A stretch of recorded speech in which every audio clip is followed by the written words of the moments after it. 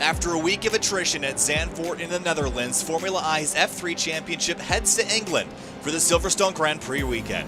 It's the 9th round of the 2020 championship, and we'll tackle another Formula 3 race here from Silverstone. Good morning, everyone, and welcome to Sim TV. My name's Kyle Heyer, joined by Connor Horn, as we get set to go racing for our 9th round of the season after what was a wild round of racing at Zandvoort, Connor. Maybe not what we expected last week. The field sizes fell and the attrition level went up, but your thoughts on racing at a track that might be a little bit easier for some of these drivers today? A lot more pavement and a lot more margin for error, I should say. Yeah, a lot more margin for error, like you said. I'm kind of excited to watch this track. Excited to see what these drivers can do. A lot more room to run. Not twisty and turny, not up and down, not many elevation changes like at Zandvoort. I think we're going to see a lot. Maybe a bit more spread out, maybe a bit more calm racing in the 30 minutes that we're going to have, but you never really know. It always could they could always wad them up at every point, so we'll have to be keeping a keen eye on all these guys. 18 turns, just over 5 kilometers here around Silverstone. You'll notice on the left-hand side of the screen, the ticker looking a little bit different today. Just some slight adjustments to bring it more in line with the rest of our lineup, so it's easier to work on, and hopefully that means less weirdness with the flags and that sort of thing. So on the left-hand side of the screen, you see Juho Peltomäki and Jan Mäkelä right back up at the top of the order. A relatively small field again today, Connor, so that's going to mean that with a 5-kilometer racetrack and only about 13 cars, everyone after the first couple minutes should really have their own place to race, and I think you're racing the track more today than you are your competitors. Yeah, you're definitely going to have to be really careful. You're going to have to be careful at the initial start, but other than that, like you said, just kind of racing the racetrack, really. Just keep your car to yourself, just keep it up, keep all 4 wheels on the ground, obviously, standard stuff like that. You're really going to be having to challenge yourself to get all the pace out of the car. There's Jan Mäkelä in the number 1 car. Katie Height in the number 69 RPM's DG Designs Racing Team car. You see the new liveries on this machine that is shared with the number 4 car as they head through the purple and green on that car as they head through the backside of the track. Now Colin Black in, I believe this is a team, no, this is MJCB Racing Team car. Very similar looking to the Blame Canada Racing 102, and he is on track right now, has yet to put in a lap time. There he goes, a 154.568, and unfortunately it doesn't look like it will count, so must have gone wide. So track limit's going to be a big discussion here today. Looking down from high above, Connor, this is one of those places that if you run out wide, you're going to get a 1X, and while it's not going to matter in the grand scheme of things, it's good to keep it between those 2 white lines. You're going to have to really try hard to keep it on the track. You really don't want to get yourself forced into too many slowdowns. You're going to lose a lot of time if you keep finding yourself going that little extra bit wide.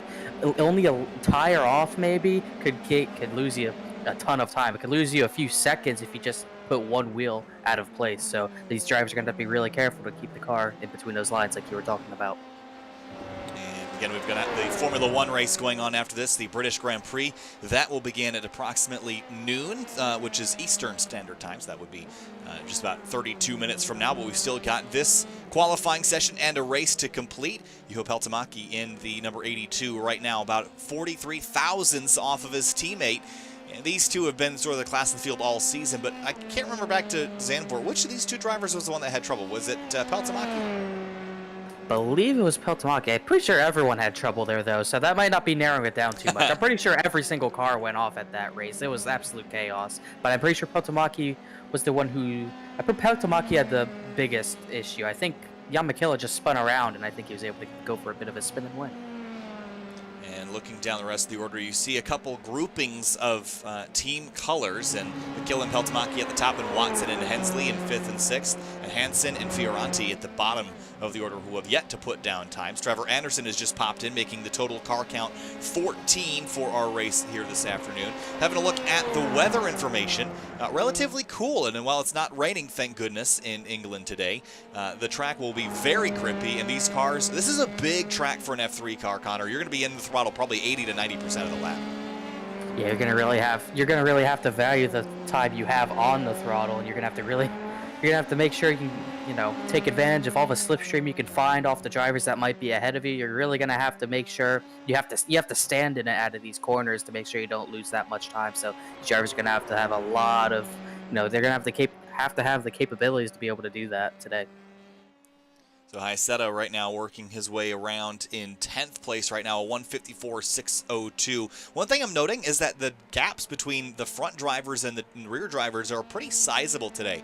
Makila's with a 152.182. That's a full 2.5 seconds faster than Enzo Hyseta is going right now, and that's about par for the course for everybody else. So I think it seems like this racetrack is very, I don't want to say setup sensitive, but it looks like the drivers that can get speed out of it are getting a whole lot of speed out of it. I think you're really going to see who has the most experience at this track compared to drivers who are slow. I think I wouldn't be surprised if Jan Michela, Juho Peltomäki have a bit more experience at Silverstone compared to Enzo Hyseta, Colin Black, who are back there way off the pace for the time being. So that might be a case of setup, and I still think it's going to be a lot more coming down to just experience in general here. That might be the case. So just about 2 minutes left here in qualifying as Colin Black lays down a time that will put him down towards the bottom of the order, 157.0. And, of course, Trevor Anderson, Pavel Goretsky, and Vincent Olivier Barron have not yet put down times. Our car count is 14 total for this race. Relatively short races, sprint race format, but what about the slipstream? That'll be a big discussion here. It really wasn't a big deal at Zandvoort because of the way the track is, but this one's so big here, Connor, that using the slipstream is going to be a major part of running, especially in the midfield where the times are very close. It's going to be very difficult to, get as much out of a slipstream as you can. You got those straightaway, you got the main straight, you have hanger straight, sort of like the backstretch they have. They have there's a lot of straightaway, but there's also a lot of time when you just, there's a couple corners here and there where you just have to be careful. You think you can full throttle it when you really can't. So that slipstream could be your friend, but could also be very dangerous if you don't use it correctly. So no other drivers jumping up on the board, and the bottom three who did not get out will not even be able to complete a lap. So your qualifying is essentially complete. Jan Michela, Juho Peltomäki, Katie Height, Brandon Fioranti, he jumps up to 4th. Danny O'Keefe will start 5th. John Watson, Enzo Hyseta jumps to 7th. Scott Hensley, Sebastian Jackson, Christian Hansen, and then Colin Black, the only drivers that got times in here in qualifying. So we talked about the slipstream effect. We talked about the track limit situation. I want to talk a little bit about the schedule in the upcoming situation here, because if we look at the Formula I F3 Championship schedule, we head off, looks like next week is going to be Montreal. So that's going to be a really tight racetrack, very different, in fact, than Silverstone. But now let's head down to the racetrack and show everybody the grid here, Connor. And on the front row, Jan Michela and Juho Peltomäki in the number 1 and 82 teammates sharing those top positions there. Yeah, sort of per usual, those two are probably going to be fighting it out for the next half hour or so. Katie Height, Brandon Fioranti on that second row. I haven't seen Fioranti in a while. It's a good qualifying position for him. He hasn't been here in a bit. And then third row, Danny O'Keefe and John Watson. In the fourth row, it's going to be Enzo Hyseta in the number 4. Scott Hensley rolls off in 8th in the number 33. Sebastian Jackson in the Volanti Racing number 87. Then Christian Hansen, Colin Black, Vincent Olivier Barron. And the final row will be Trevor Anderson and Pavel Goretsky in the number 17. So those are your positions and your starting lineup here as we head down to the racetrack. It'll be a 16-lap race from start to finish here at Silverstone, the Formula I F3 World Championship, beginning its 9th round of the season in just a moment. Thanks for watching SimTV. If you'd like to watch live timing and scoring, you can do so at simtvbroadcasting.com/timing. All right, time to go racing. Here we go. Formula I F3 Championship racing from Silverstone, back home in England. And a jump start by Jan Michela. That's oh man, that's it. That's it for Jan Michela. He'll have to jump to the pits. Or actually, he's moved over to the left. He's blinking. That might have been why he jumped the start, Connor. But down into turn 1, Peltomäki, his teammate, leads the way.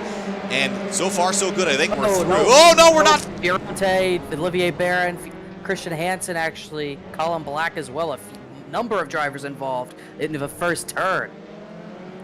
Huge crash in turn number 1. We'd almost gotten through. And that was a big moment for a lot of these drivers. Let's go back and have a look at where it started. I think Vincent Olivier Barron's going to get into the back of the 77. That's where it's all going to start. And then the 77 and 37 are going to get clobbered by the 22 of Colin Black. And already they're going to be in trouble. Meanwhile, up at the front, Katie Height is going to go for the race lead, and she's got it. Peltomäki on the inside, but Height wants it. She's going to throttle up around the outside. Got a lot of traction getting that outside line there, but it's not going to be enough as cutting the curb there. I assume that's legal. I saw Yeah. someone doing that in practice in a different race, so that's clearly legal. Beltamaki taking advantage, getting the lead right back. Yeah, it is legal to a certain extent. I think you can get yourself a slowdown there if you try. Fiorante in the 102 car, the other Blame Canada Racing team car, with his teammate at the back of the field and damage. He's going to have to pull out the slack for the Constructors' Championship. 1, 2, 3, all under a blanket. Now 3/10 and then 3/10 beyond that to find third place. Now for fourth, here comes John Watson. If Fiorante did not get the best run onto the hanger straight there, it's going to leave him vulnerable to John Watson, making a move to the inside. Almost going to have him clear here into the next corner. Watson down the inside for third, and he's through in the TNT Racing car. Danny O'Keefe following, and now he smells blood in the water with the 102 slow. He's going to dive to the inside into the chicane here, and on the brakes late, and the door gets slammed. Fiorante hangs on for now, but Peltomaki should come on through and lead the first lap. Trouble behind him. Jan McKilla is going to hit pit lane, and that is not out of the ordinary. That is just him serving his penalty for the jump start. Danny O'Keefe going for the position now on John Watson. He's going to get that fourth position, from Watson, trying to set his sights on Fiorante as the top two start to pull away a little bit here. A bit of smoke from the lockup, and Peltomaki's trying to pull away. That was a bit of a scare for him, I think, to have Katie Height hanging on to him that tight on the first lap. I didn't know if he thought he'd be fighting Katie Height at the end of the first lap, but here she is. Started in third, up to second already. Fiorante, Danny O'Keefe, and John Watson running line of stern behind him. Yeah, I think if Height was able to get by that one corner, she had the outside run. If she could have gotten by there, it could have been a different race, but Peltomaki might have a really good shot at maybe getting away here pretty early, as they're going to have a really huge scrap for third. I think Fiorante's holding these two up a little bit. Yeah, Watson and Danny O'Keefe having to deal with each other now as they come onto the back straightaway section. And a lot of aero push going to be a discussion today. If you're following tightly in behind, you're going to run wide if you don't leave yourself enough space to get some downforce on the nose of the car.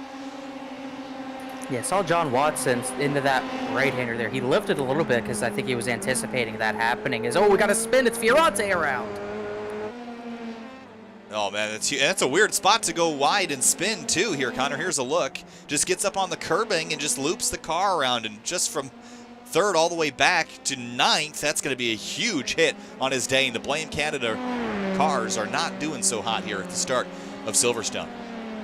Nah, that was he almost didn't even hit the curb. Pretty much almost missed the curb. As the battle for third now still ongoing. Danny O'Keefe just got by John Watson for that spot, and he'll try to get away now. Still not too far apart at the front, 9/10 of a second. I think Height is still just hanging in draft, but maybe not for too much longer. 3 laps in. And a pretty crazy start to this one as well with the turn 1 collision, the jump start for Jan McKilla, and now Fiorante giving up more time to Trevor Anderson. He will let him go by in the number 16. And he is slow. Yeah, just really can't do much right now. Just trying to recover for kind of anything he sort of can here. Colin Black just went wide through one of the corners there. Fiorante's got a lot of ground to pick up. Fiorante is going to go extremely wide there. Something's up with this car. Fiorante, he's come to a stop. Yeah, that's it for him. That's a really unfortunate ending as we go back to third place. Danny O'Keefe, John Watson, third and fourth right now. And O'Keefe running for Legendary Racing, and Watson again a TNT Racing car. Scott Hensley, I think, might be the other TNT Racing car, kind of just steady in the 5th position, really no one to battle for him. Sebastian Jackson and Zohai Seta back there as well. Yeah, we talked about how big this racetrack is and how much throttle time. The problem with that is that it's going to be really difficult to make up ground once you're rolling in the race. So if you're not in a draft, you've got to be a lot faster than the guy in front of you to make up any ground. As we head through Maggots and Beckett's again, O'Keefe leads for the bronze step on the podium, Watson following. But it's in a pretty good spot. He should be able to draft right back by. Yeah, I can have a big run. Where's he going to look? He's got to go for the squeeze to the very inside. Not getting too much room there from O'Keefe, but he's going to make it work. John Watson barely on the inside there. We'll see if O'Keefe has any sort of challenge back. Into the chicane. Watson has third place now in the TNT car. Watch the sausage curbs there on driver's left and driver's right. They will send those cars flying. And back onto the front straight again to complete lap number 3. approximately 16 in this race as O'Keefe going to try to get back by that 14 car in third. A big moment there. He saw the understeer and all the push that he had following that lead car, Connor. The aerodynamics reliant, these cars are reliant on the aerodynamics, and if you're following someone too closely, you will not be able to get that car turned. It's kind of cool, kind of crazy to think about, because these cars, oh, Watson got a bit wide there. I thought it was going to be a bigger moment, but you usually don't think that these cars, you know, the aerodynamics don't matter that much. You're not going that fast. No, it matters. You saw the push there. You really can't be behind someone. You have to try to find a way to get out of that sort of wake of air to get a better turn in and turn out. We might be wondering, why is it, you know, this is something you hear about a lot in IndyCar with heavier, faster, or even Formula One cars where you're going so fast and you've got so much downforce, it creates so much dirty air. Yeah, but these cars are so light that they're, you know, they have a little bit of mechanical grip, but they're all aerodynamically limited in both top speed and downforce. So as soon as you remove any of that downforce, you're going to feel understeer. Again, this is the same reason why if you have any damage on these cars, you're going to find yourself going so slow because they weigh nothing and they're very aerodynamically sensitive. That might be why Fiorante just called it a day. He didn't exactly hit any barriers, but he really, you know, spinning like that into the grass and all that's going to bounce the car up and down, might get some floor damage that really affects the way your car drives. That might be a reason why he just decided to just pack up for the day. So 4 laps into our approximately 16-lap race. Juha Peltomäki is out front. He's gone about 2 seconds out in front of Katie Height. Was that a really good start to the race so far in the RPM's DG Designs Racing car? Started in third, got into second, and hangs out there now. Sorry there, yeah, really good start for her. I'm not sure if she's even had a podium all season. Had a really strong run the last 2 races at Nürburgring and also at Zandvoort. She's been really sort of on fire lately, trying to, you know, build on the momentum. As I say that, almost pretty much spun the car out right as I said that. That's my fault. I'll take blame on that. Yeah, the commentator curse almost happening there, but Height hangs on. You know, we talk about the downforce levels of these cars. It's true that they have a lot, Connor, but you're going to run them in a pretty low downforce configuration here, I think, because there's so much straightaway. So while the car is still reliant mid-corner, you come off corner exit, and there's not as much as you could build into the car. So if you're not careful at high speeds, the back end can step out on these cars.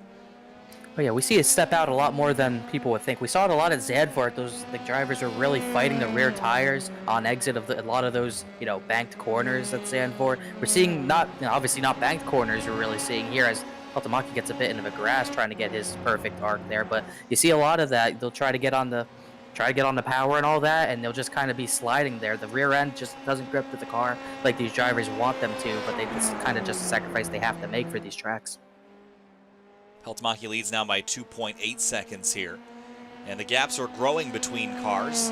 Katie Height in second, then John Watson third, Danny O'Keefe in fourth, Scott Hensley in fifth. But looking at the Constructor Championship, I'm liking where the TNT cars are today. Both of them inside the top 5, third and fifth as it stands. It would be a really good result for them, just gaining more points on that constructor standings. It might be a bit difficult to obviously get to the very front of the constructor standings, but every position matters in this case, so really strong one if they could keep this up.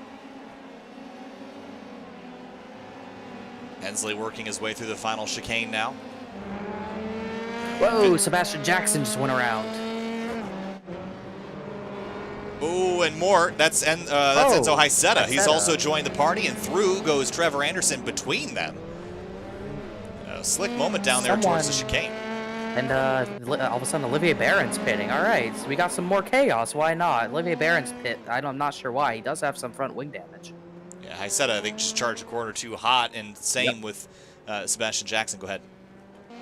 Sorry, I was just trying to. I really don't know why Olivier. I wonder if that had something to do with maybe Olivier Barron's damage, if any of them spun. I'm not really sure what happened, but it almost seemed like something was out of order with the turn there. Yeah, but Olivier Barron will pull the car down into pit lane. And we'll go back. Yeah, so he's resetting. So that could be floor damage. Again, we talked about the downforce levels. As soon as you damage that floor, your car is going to be way off pace. So he will fix that car and jump right back out on the racetrack. So Enzo Haiseta will get back rolling. Where is he? He's all the way over here. I thought he was off in the weeds for a second, but he's still working his way around in 9th place. Yeah, trying to gain anything out of that. Just got to regroup after something like that. You make a mistake and all that. You try driving it way too hard, you make another mistake, excuse me. You just kind of got to brush it off and just keep the car on the track at this point. Really not going to gain much by just trying to outdrive yourself here. So just keep the car on the track, Enzo. Trevor Anderson was pretty late to join the party here in the number 16. He has jumped all the way up from 13th, which was second to last on the grid, up to 7th for Whiplash Racing. And as he carries around that 7th place car, I have to wonder, first of all, where is his teammate? And second of all, he's having a pretty solid day. He's about 6 seconds back from Pavel Gretzky in the number 17 and about 8 seconds back from Scott Hensley in 5th. But I'd say he's having a solid afternoon, and just don't mess this up. Just keep doing what you're doing and stay out of trouble. Yeah, especially with how the last few races have really gone in this series. That's really all you have to do. Keep the car on the track, and you'll probably be in line for a pretty good finish. If you could just do that for as many laps as we have left, if he could just keep doing that, he might be able to even gain some more positions here just by being consistent.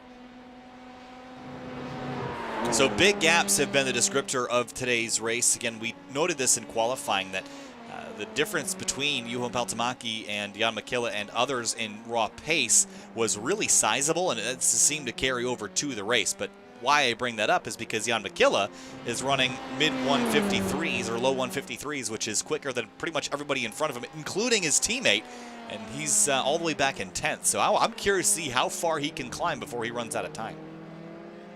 Yeah, he's running out of time really quickly. We're almost up to the halfway point of this one. He's probably definitely going to have a really good shot at getting by guys like Hyseta, Sebastian Jackson, Trevor Anderson. They might be in his grasp. I don't think he can get the Okolicki, Scott Hensley. I think he might have a shot at some decent points, but definitely not what he probably deserves. Yeah, he served that penalty early for the jump start.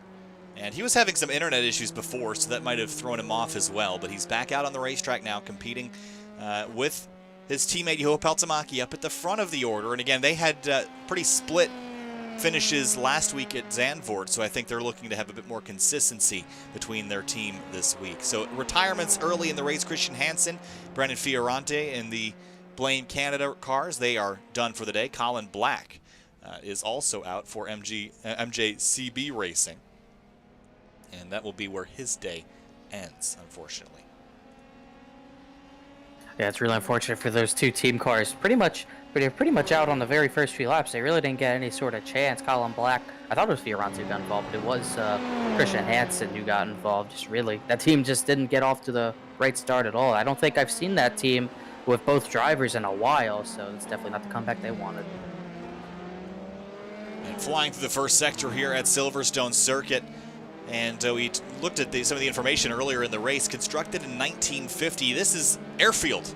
And while it was kind of redone a couple of years ago to change some of the layout, it still retains a lot of its original character. Population of Silverstone in the UK, about 2,500 people, and that will skyrocket every time we have a Grand Prix weekend here at the racetrack. And 18 turns, 5 kilometers around here. And there's a couple different layouts we're running. We're running the Grand Prix layout today, as we do in Formula I. Yeah, it's a really nice circuit. I always like it when the F1 cars come. F1 cars come here. You know, it's always really nice to watch. You know, I find this racetrack. I'm one of those people that thinks it is a lot better of a racetrack now than it used to be, and some people will hate on me for that. But I really vastly prefer the newer layout. I also like the black and white curbs. I think look nice.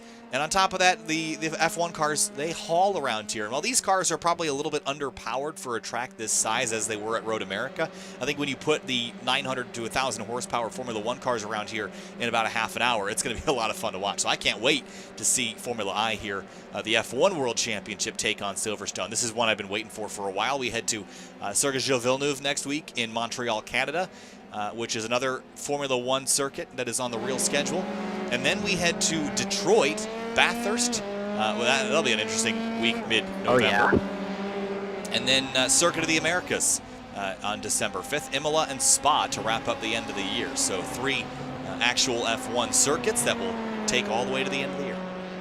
Oh, I'm definitely most excited for Bathurst out of all of those. That's going to be amazing. There's something about Bathurst I just absolutely love. I don't know why, but just even driving it, even watching it, doesn't matter. I think that track's just a blast regardless. I think it is a blast, and it's a really interesting choice for F1 cars, and I bet you we're going to tear up a whole bunch of them on the downhill. But it'll be fun to watch as we got a battle here for 8th. Sebastian Jackson. Enzo Haiseta is the one tracking him down as they head into the end of the first sector here. Yeah, if Haiseta wants to make this move, we better do it in a few laps time, because Jan Makila is closing about 7, 8 seconds behind, and that gap's just going to keep closing to the very end of this one. So someone's going to have to get away from somebody here. Just outside of draft range now, 0.7 of a second down the straightaway into what do they call this down here? There's names for everything. Luffield is what they. Finian DeCuna does all our cameras, and he does an amazing job. But I always kind of laugh because he names all the cameras. Like if the corners have names, he names the cameras by the corner names.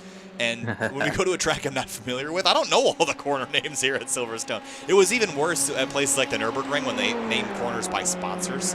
And I was like, I don't know what Michelin corner is. You know, like that kind of thing was driving me nuts. I have my own track map I'm trying to keep up with, but I really can't. I'm trying. I know this is Maggots and Beckett's. That's as close as I can get it. They're also coming up. What is this? The Hanger Straight, I believe. Yeah, Hanger Straight. Yeah, this is the next one that they're battling on. Stowe is at the end of the straightaway, and then Club is the tail end of the course. But he has them arranged correctly in the fashion that you go around the racetrack in. So they're in order. So if I just click the next one, I'll get where I need to go. But it's I just have to laugh, especially when we go to like any sort of European track. Spa has a couple interesting corner names, and then I think Zandvoort. We're all just that was a mess. I don't. I'm not good at Dutch. That was great. Yeah, we learn everything every single day. As we got this battle for 8th is actually really heating up. Haiseta's got the run. Don't know if he's going to be able to take it. He might have to wait until turn 3 here. He's got that huge push there with the arrow. He's going to try to dive to the right side here, I think. Going to take a look and go for it. Not really recommended. That's really deep, but he managed to stay off that driver. He's going to cross him under. Sebastian Jackson playing defense now as they come through and set themselves up for the run down to Luffield. Just about. Trying to see if they might both. I'm not seeing. Trying to see. They almost both caught Trevor Anderson, but at the same time, Jan Makila is about 1.5 seconds faster than both of them yet again.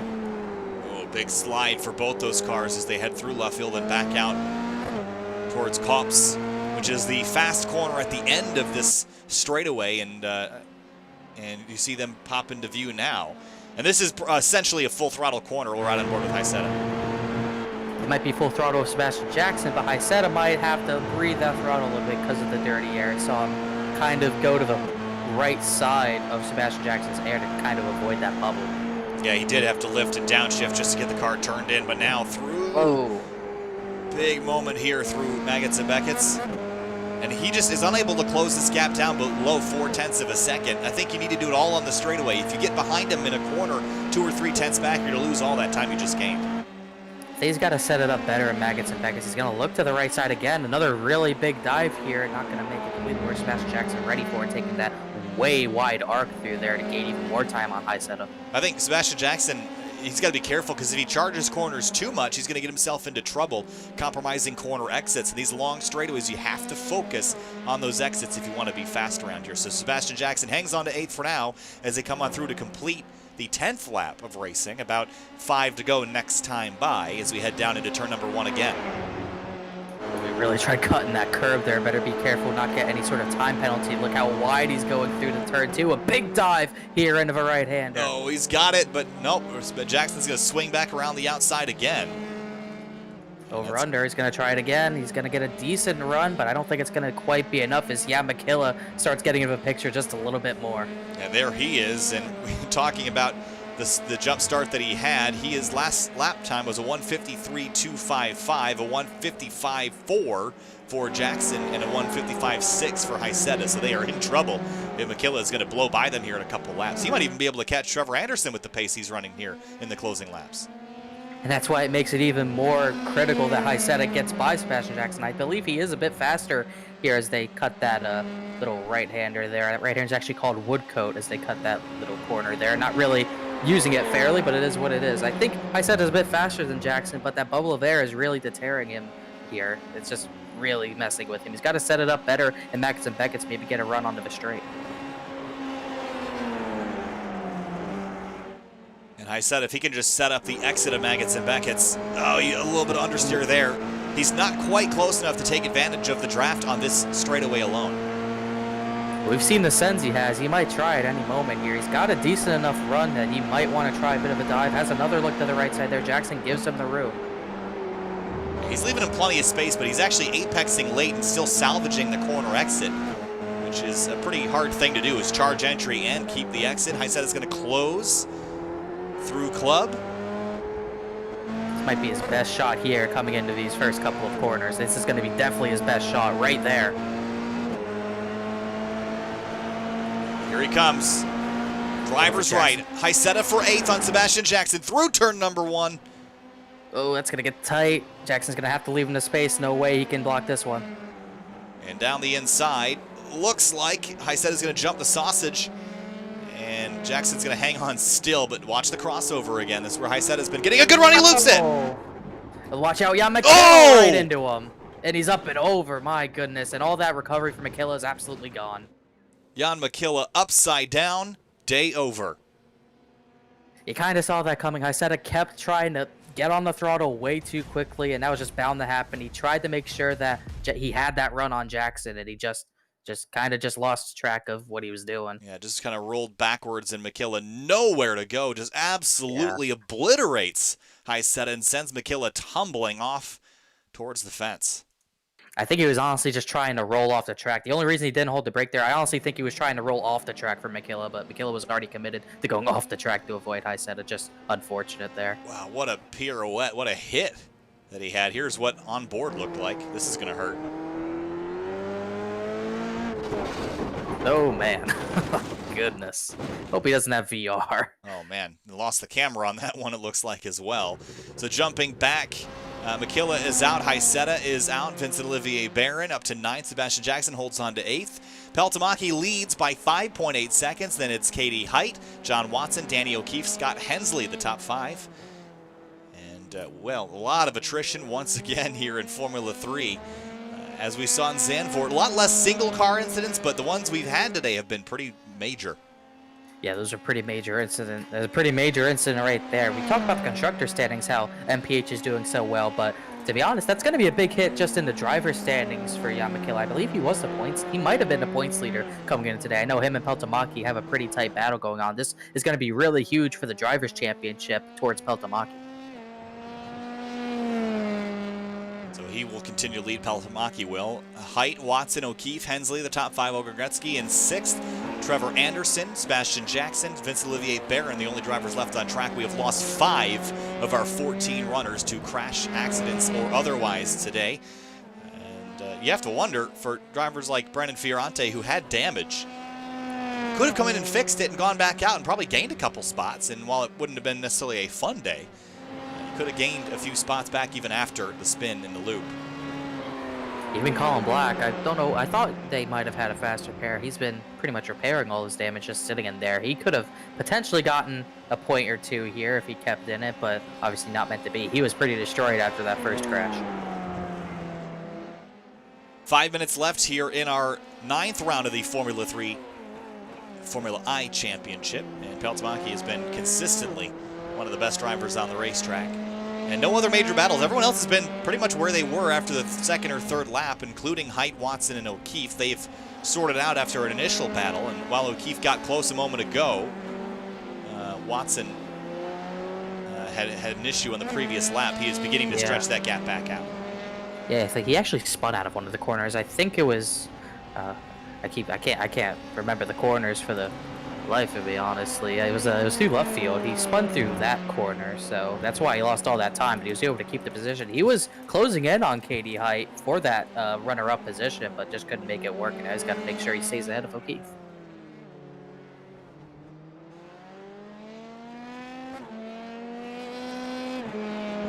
So about a 5.5 second lead. Danny O'Keefe runs in 4th. I don't know if he's got the raw pace to run down Watson, but maybe Watson will make another mistake, and then he'll bring 14 right back to him.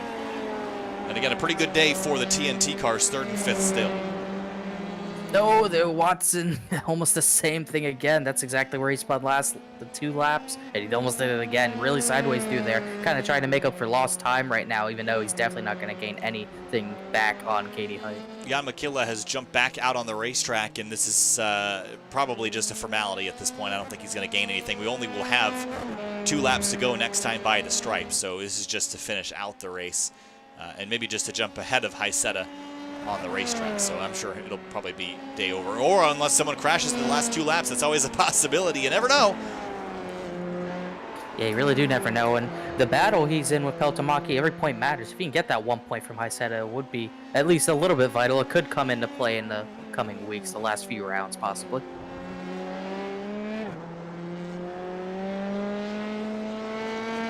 Well, it has been an interesting one today, that's for sure. Certainly not one of our closer races. I think at the start, O'Keefe and Watson had a pretty good scrap, but other than that, it's been a Peltomaki show all day long.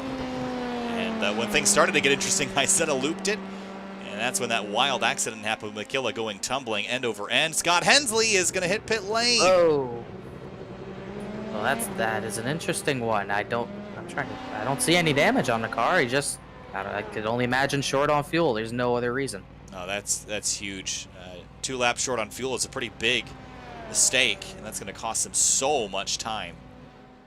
I think we saw something similar. I don't know if it was Nürburgring or Zandvoort, but I remember seeing something similar. Yeah, we had lots of drivers run out of fuel in lots of races this year. Think back to Road America in Formula 1. I think we had a bunch of drivers run out. The fuel, I never understand.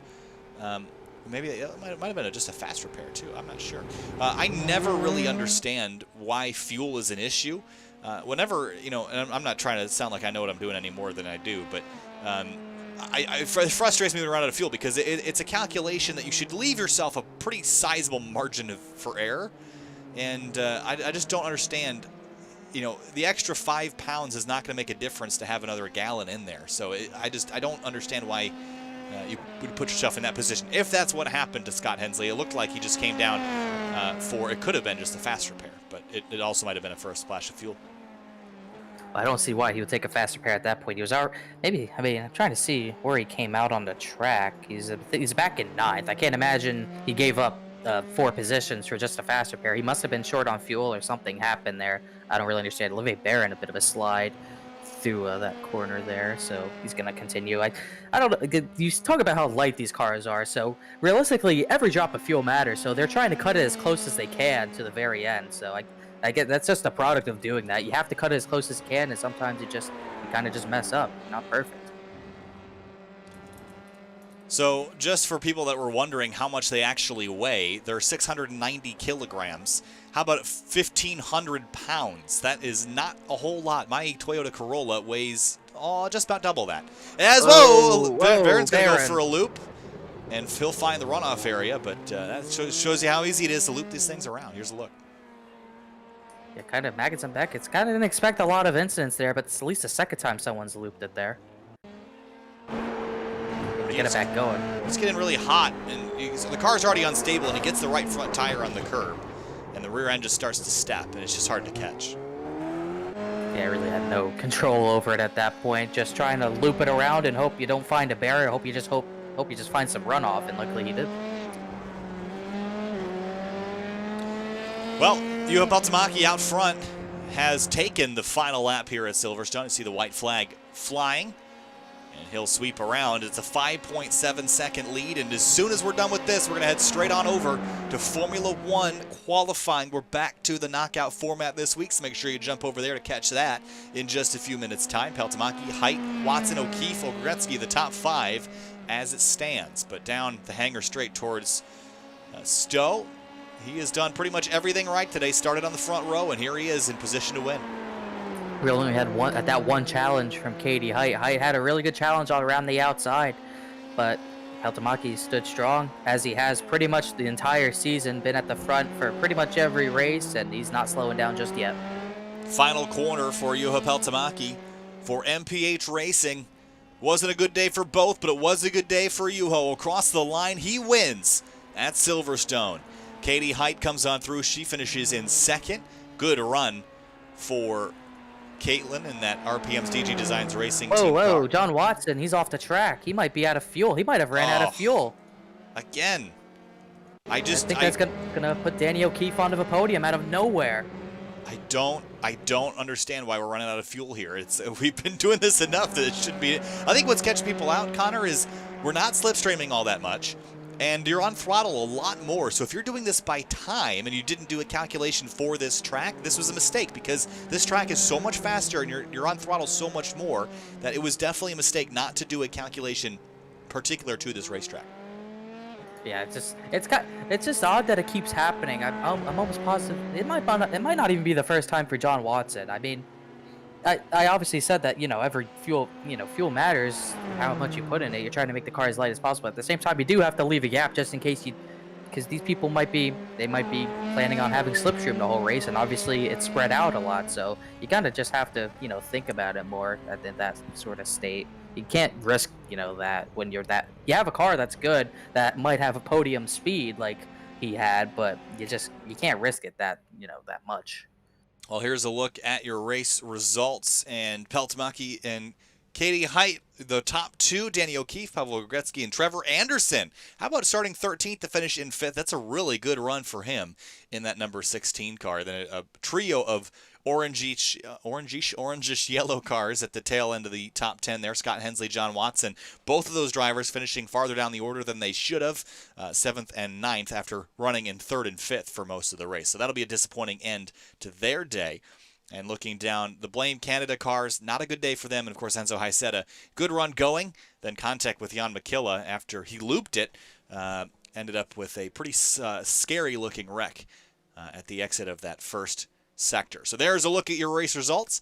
We're going to head on over to the Formula One stream here in just a few minutes for qualifying. We'll see you there in a few. Hang tight.